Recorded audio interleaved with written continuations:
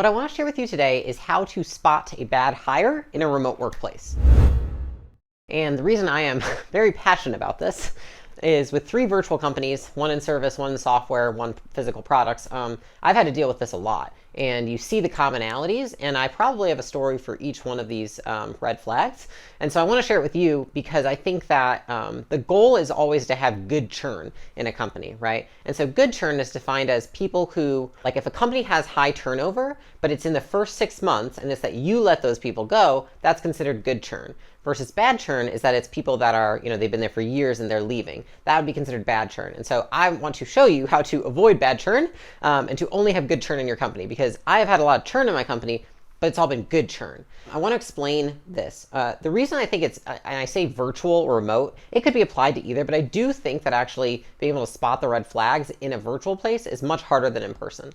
Because I know that anyone who's worked in an in-person office, you can pretty much tell in like the first day or two if somebody's going to be a good fit, just by like how they act, their behavior, their attitude, because those are like fundamental things that you want in a new hire. If somebody comes in, they're negative, they're not talking to anyone, their body language is bad, like it's easy to point off right off the bat that person shouldn't be there. Versus in a virtual place, people can hide behind the camera, they can hide behind the computer. And so you have to be able to see the little spots and then pull the thread and pull that thread until you can figure out what's really going on. And so I want to explain to you the red flags that I use. The first one is going to be that they are slow to respond, right? So whether you use Asana, email, Slack, whatever it may be, on whatever your primary communication tool is, if they are slow to respond. Here's what has happened to me the many times that people have been slow to respond. One, they didn't tell me that they were taking care and homeschooling 5 children while they were also doing their job.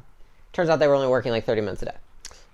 The second one was that I had someone that I hired on. They wouldn't respond for a couple hours. It turned out after I let them go that they actually were still doing consulting work, and they had about, I think, 8 companies that they were consulting with on the side. This is an executive. And so slow to respond has never been good. When someone is first on the job, you would think somebody who wants to do well will be fast to respond. They want to make a good impression. They want to be like, I'm here, I'm ready, etc.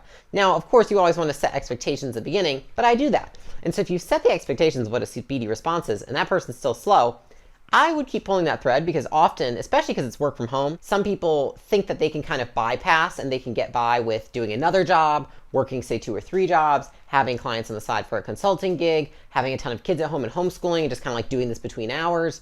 There's a lot of stuff that people can try and pull. And so that's the first one I would say. The second one I would say is no good news. This should seem obvious, but what I think happens a lot, and this happened with one of our portfolio companies the other day, is they were trying to figure out if this person was the right fit. And I said, well, what's the team say about them? Like, what kind of, what's their feedback? And they're like, oh, I guess I haven't even asked them for feedback. And I'm like, how long has this person been there? And they're like, a month. And I was like, you don't know what the team thinks? And I was like, I bet you they can't wait for this person to be gone. And so ironically enough, they go to the team's like, yeah, they suck, and I don't even think they're working. Boom, they were gone, right? And so your team, honestly, are the best advocates, because they have to work with this person day in and day out. They don't want to work with some schmuck who's going to give them all the work, right? And so if you ask your best teammates on that team what they think of this new person, if they have no good news is typically not good news when it comes to new hires. I can tell you that much. I've never hired someone, and when people have had no feedback for me for the first week, that person has never stuck. And it's usually because that person doesn't make a good impression, they're slow, they don't have a good attitude, they don't stand out, they're not enthusiastic about the job, they're not taking initiative, they're just not into it. And so that's why no good news is usually a red flag. The third is camera off. So I have a camera on policy in all of my companies, which I am very strict about. Like, your camera is on if you're on a call, if you're on a meeting. And so much to the point that I personally message people to let them know on a meeting if their camera's off. That's not okay. We don't do that here. It's written in the handbook. It's all over. Everyone sees it. Everyone else has their camera on. Obviously, if somebody has something big that came up, they'll let me know and they'll message me and tell me why their camera isn't on. But what I've seen is that the people that are disengaged have their cameras off. And so this has happened to me with quite a few new hires, which is the first day they show up to a meeting. I had it so far as to a woman showed up to our one-on-one when it was just the 2 of us on Zoom and her camera was off. And I was like, can you please turn your camera on? I can't have a one-on-one with you without your camera on. And she was like, I just look really bad. I was like, this isn't gonna work. And so needless to say, camera off, big red flag. Usually don't come back from that one. The fourth is calling in sick pretty much immediately. I've had this happen a number of times. The worst situation, I'll tell you, was that I had a guy who we hired him, and on his second day, he calls in sick, tells us he has a very serious disease.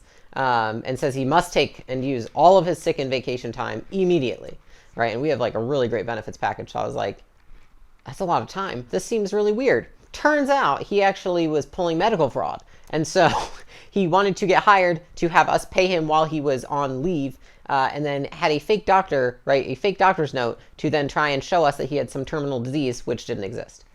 So that was my worst case scenario. Best case scenario is that I had somebody who said that they were sick. Turns out they actually had a vacation they had pre-planned, and they lied. And so then they took sick time in their first week for 3 days. We ended up not keeping that person, not out of the fact that they had the vacation. Like if they had just told us, I'd been fine. But the fact that they would be dishonest, right? And so that is another one of the red flags. The fifth one, I will say, is that they just dress out of step. And what do I mean by that, right? Okay, well, we're a virtual workplace. And so I still have dress code requirements because I believe that people are more productive when they dress in a manner that is in accordance with their future self, who they want to show up as. I think it builds confidence. There's been lots of studies done on this. And so I don't want someone showing up in sweatpants, right? It's basically business casual, or you wear swag given to you by the company, or polos, etc., what we provide. And I've had people show up to their first day, second day of work, and they look like they just rolled out of bed. And what that tells me is that they're not engaged, they're not excited, and they don't feel there's anyone to impress, right? They're not taking the job seriously. And this is important in a virtual workplace because in lots of virtual workplaces, you are just as professional as you would be in office. But often people don't have the cojones to show up in their pajamas to an office, but they will do it virtually, which sucks. And then the last one, and this is one that I have just time over time, again, have come in to run into, which is that they don't have their tech set up before they start. This is very interesting. I don't know why it's correlated with people who we end up not sticking with, but for some reason, people that have been bad hires, the good hires, what they do is they go figure out how to use Zoom, Gmail, Asana, Slack, like they go watch how-to videos before they show up to work. What I've noticed with bad hires is they show up and then they're late to meetings, and then they say, oh, it's because I don't know how to use Zoom. Or they don't use Slack, and it's like, oh, I'm not responding because I don't know how to use Slack.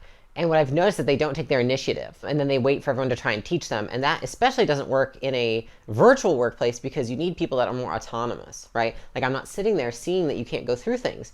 And so that has also been a red flag where a lot of people who have not had the tech set up ahead of time and done their own research just don't end up working out. And so the 6 red flags: slow to respond, right? You do not want that. No good news, meaning the team doesn't say anything good about them. If you don't hear anything in the first week, I'm serious. Like I've just never had it work out. Their camera's off. They just don't show their face on meetings, and they're not receptive to when you ask them to.